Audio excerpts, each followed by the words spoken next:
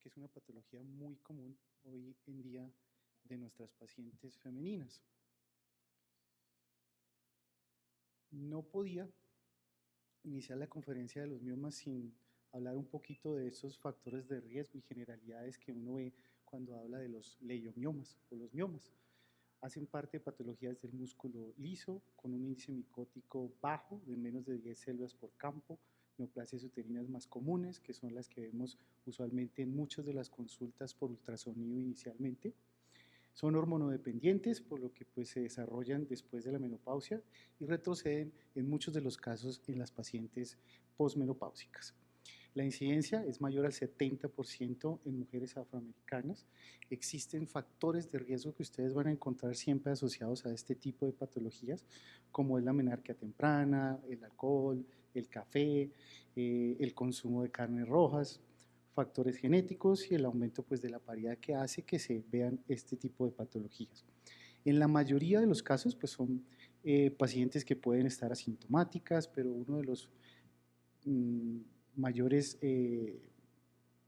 eventos de consulta pues va a ser el dolor abdominal, los trastornos menstruales, la parte de la fertilidad y obviamente pues el sangrado anormal.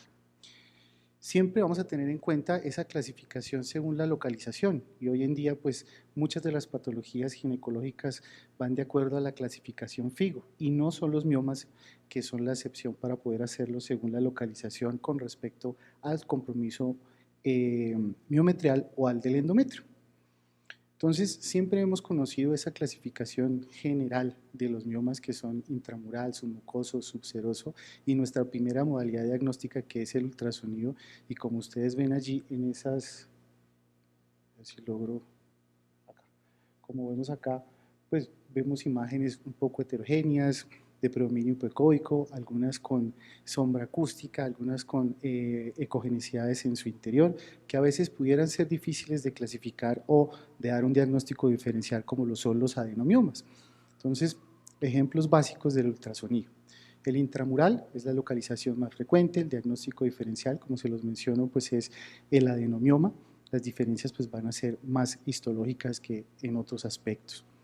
Pero más allá de eso, cuando hacemos una resonancia magnética, pues más adelante vamos a ver cuál es la presentación típica de un mioma, cuáles son las características que debemos buscar para diferenciar de esos miomas atípicos que podemos ver, por ejemplo, en esa foto de la derecha, donde podemos ver múltiples miomas con muchas características también que vamos a tener que tener en cuenta en esa clasificación FIGO, o a veces asociados a componentes quísticos que vamos a ver de los subtipos de los miomas más adelante. Entonces, en resonancia magnética ya nos empezamos a dar cuenta que hay una subclasificación de la cual pues vamos a tener que hablar.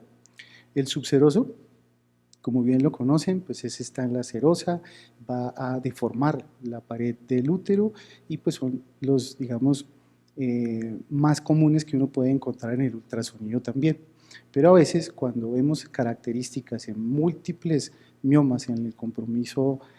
miometral, pues a veces es difícil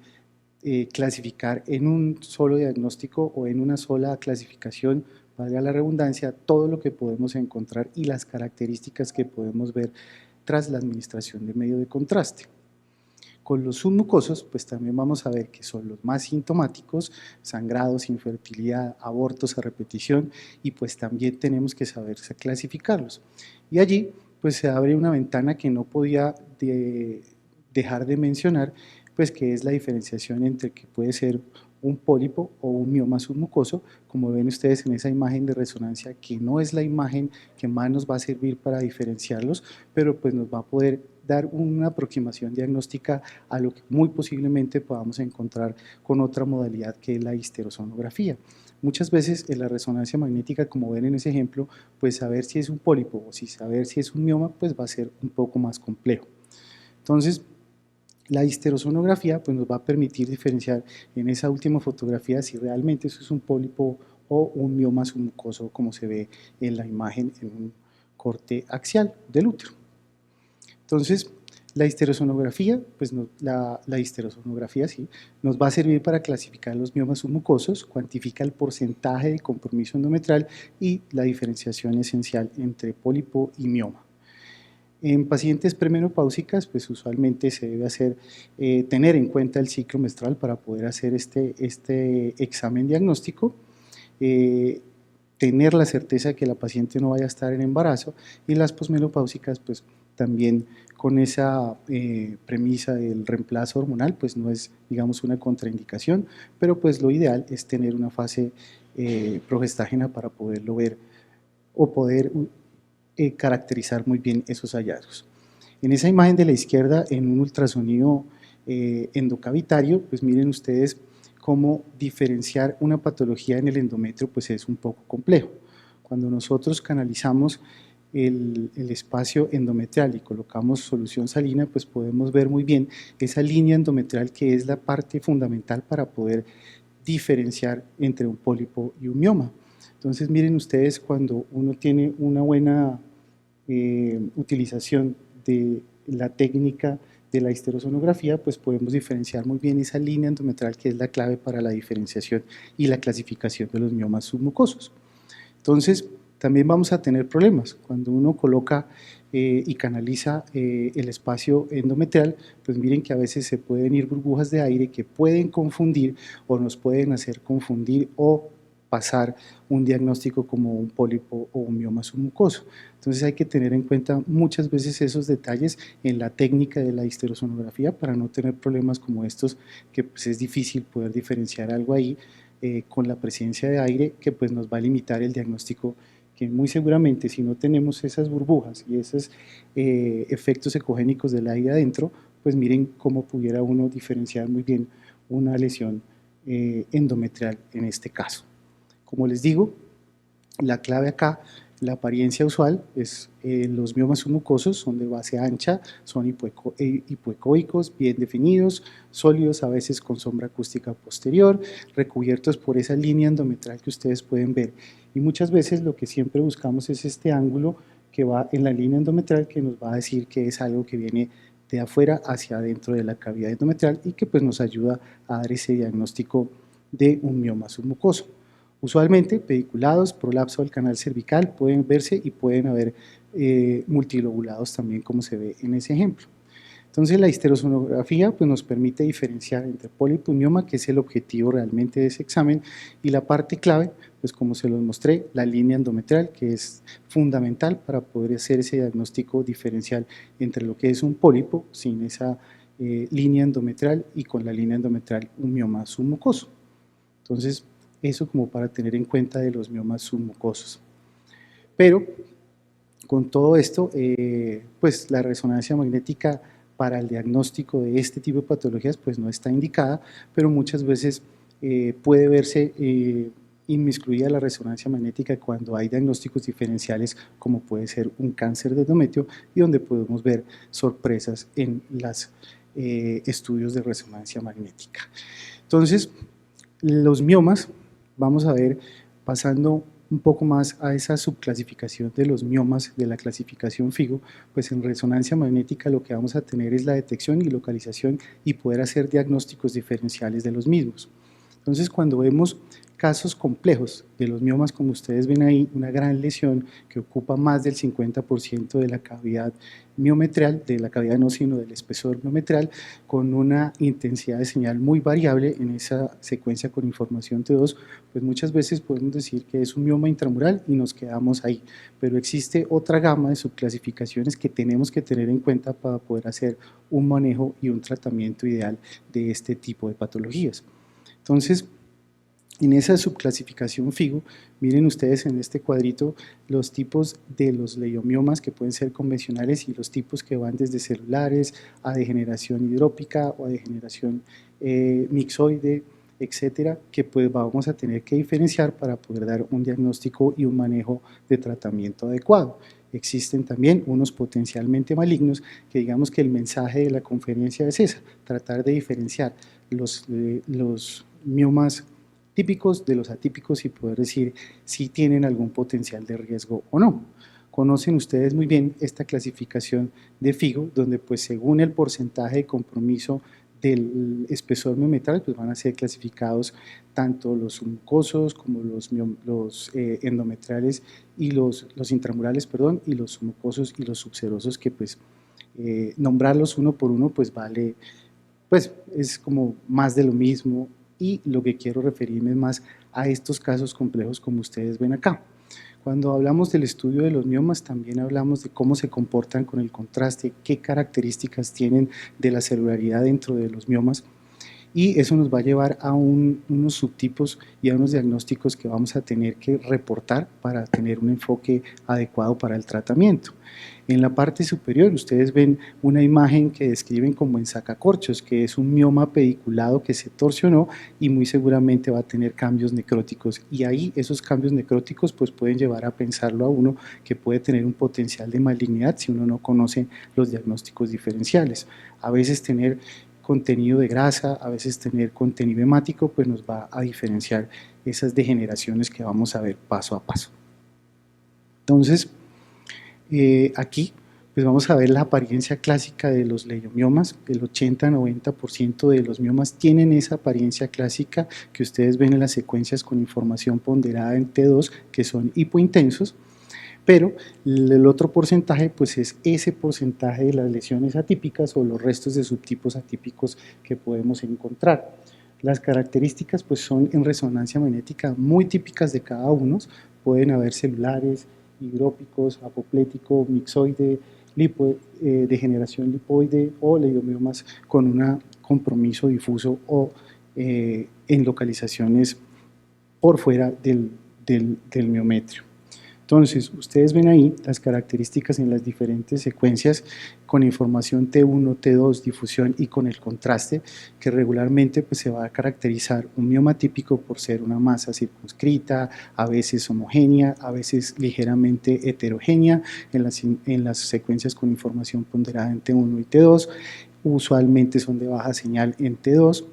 van a tener unos bordes hiperintensos dado por el edema y la obstrucción de los vasos periféricos del útero, y pues la restricción en algunos de los casos pues va a ser variable y pues nos va a llevar un poco a esa diferenciación que puede ser a veces difícil con las características internas y posterior a la administración del medio de contraste. En algunos casos pues no es necesario el contraste para poder hacer un diagnóstico diferencial cercano a lo que debemos encontrar. Pero entonces vamos a ver los benignos. En el ultrasonido ya vimos las características. En una tomografía pues también podemos ver que pueden ser masas homogéneas en una fase temprana con un menor realce del miometrio, que pudiera ser algo que lo puede ayudar a uno, y la parte en la patología que es diferencial para la parte del potencial maligno, que son la presencia de atipias, necrosis y actividad mitótica, que son ausentes para clasificarlos. Entonces, en esta paciente, 22 años, premenopáusica, con un dolor pélvico en la consulta, pues le terminan haciendo una resonancia magnética, y lo que vamos a encontrar allí es una gran lesión que ocupa la parte o la pared anterior del útero, predominantemente sólida, hipointensa. En el T2, en el T1 pudiera ser de una intensidad variable, como ustedes ven ahí en el ejemplo, y miren ustedes esta característica que tiene zonas hipointensas posterior al medio de contraste paramagnético. Entonces, y muchas veces podemos encontrar ese menor realce comparado con el miometrio, y eso tiene que hacernos pensar en esos miomas que se llaman glioblastoma con degeneración hialina. Estos corresponden al 60% por ese reemplazo del músculo por colágeno, como lo vemos en la imagen de la patología en la flecha rojita y la negrita, que es lo que vemos en la patología de ese reemplazo por colágeno, y eso es lo que va a verse representado en esa heterogeneidad en el T2 y en el T1 para poder hablar de degeneración en este caso. 36 años, premenopáusica, distensión abdominal, y lo que encontramos acá es una gran lesión que ocupa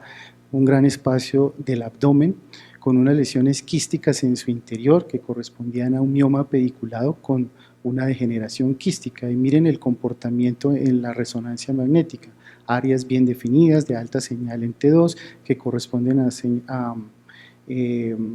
baja señal en el T1 y que no realzan, y pues eso pues es el típico mioma con degeneración quística o hidrópica que también tenemos que saber diferenciar. El siguiente caso es una paciente de 39 años, premenopáusica, con un estudio preoperatorio por un diagnóstico de un fibroma. Así llega a la consulta y pues aquí lo que encontramos es una tomografía donde vemos una gran lesión predominantemente sólida, con densidades heterogéneas, hipodensa en zonas internas, y en la resonancia magnética miren en la heterogeneidad en las secuencias con información T1 y en el T2, y en la difusión que no tenía esas áreas de restricción que pueden ser típicas en algunos de los miomas, y ese contraste que hace que lo vea uno con unos lagos que son característicos de esa degeneración mixoide por la presencia de ácido hialurónico en la lesión, que lo hace ver así, con esas zonas muy heterogéneas en el interior y que no restringen en las secuencias de difusión, que son como los hallazgos típicos de ese tipo de degeneración. 27 años, premenopáusica, dolor abdominal, abdominopélvico, con un inicio de anticonceptivos. Y aquí es importante también el escenario clínico y la pregunta clínica que hacen acá. Entonces aquí lo que encontramos en una paciente es una gran lesión con intensidad de señal variable, tanto en el T1 como en el T2, que va a ser con áreas hiperintensas, áreas hipointensas, en el T1 muchísimo más bajo de señal y con un halo tanto en T1 y T2 hipointenso, que nos debe hacer pensar en una lesión con una degeneración apoplética, que es usualmente encontradas en pacientes con embarazo o con inicio de anticonceptivos orales, y usualmente pues van a tener una clínica muy específica de leucocitosis y dolor abdominal como diagnóstico diferencial. Pensar siempre en esos miomas si encontramos este tipo de lesiones en los exámenes. También en esa subclasificación de los miomas pues están esos que tienen ese potencial maligno, y esa es la clasificación de los STOMP. Entonces allí las características pues van a ser especiales, van a ser características que nos van a preocupar, excepto por la necrosis. Cuando haya necrosis siempre hay que pensar mal de los miomas, las atipias en la patología y la focalidad o lo que es difuso en la patología, como la actividad mitótica de las células, que también nos tiene que hacer pensar en ese potencial maligno. Entonces, en ese potencial como incierto hay estos 5 tipos de cosas que tenemos que tener en cuenta. La diferenciación entre los leiomiomas, los leiomiosarcomas, que puede ser difícil por la imagen. Miren ustedes que todo lo que les he mostrado son muy parecidos y a veces la patología es la que le da a uno el diagnóstico diferencial. El componente sólido que restringe pudiera dar un factor importante para clasificarlo como potencialmente maligno. El manejo siempre va a ser histerectomía y vigilancia por imágenes. El 5 al 30% de estos miomas con potencial maligno van a tener metástasis con reaparición de enfermedad localmente avanzada. Y seguramente en este ejemplo lo que estoy mostrándoles acá pues es una gran lesión de muy considerable tamaño, con restricción, con una intensidad de señal heterogénea, y donde miren ustedes esa restricción del componente sólido que lo hace a uno pensar de un cambio necrótico, que lo tiene que uno interrogarse como un potencial cambio maligno. El otro escenario pues son las pacientes posmenopáusicas, dolor abdominal de larga data con un antecedente de una miomectomía. Entonces ahí ya empieza uno a pensar que cuando uno hace un control y encuentra una lesión de este tipo al ultrasonido, con un cambio de tamaño, con aumento de la vascularización, y que en un TAC pudiera verse una lesión que puede tener paredes mal definidas como infiltrativas, pues hay que pensar en un compromiso diferente. Entonces, ese tipo de lesiones, pues nos vamos a caracterizarlas de la siguiente manera: masas heterogéneas, hiperintensas, en la serosa, con restricción del componente sólido y con ese realce heterogéneo, y que en la patología, como ustedes ven esa pieza macro en la patología, pues con áreas de sangrado, con áreas de necrosis, que pues el diagnóstico pues tenemos que saber lo que es un leiomiosarcoma, que es el diagnóstico diferencial y el mensaje final que debemos tener en esa clasificación de los miomas. En la mayoría de los casos hay una aparición de novo. 5% de los leiomiomas pues presentan transformación maligna, no son la mayoría, pero hay que tenerlos en cuenta. Y como les digo, siempre pensar en la parte de la atipia celular, la presencia de mitosis y la necrosis tumoral, que es lo que tenemos que tener en cuenta. Algunas de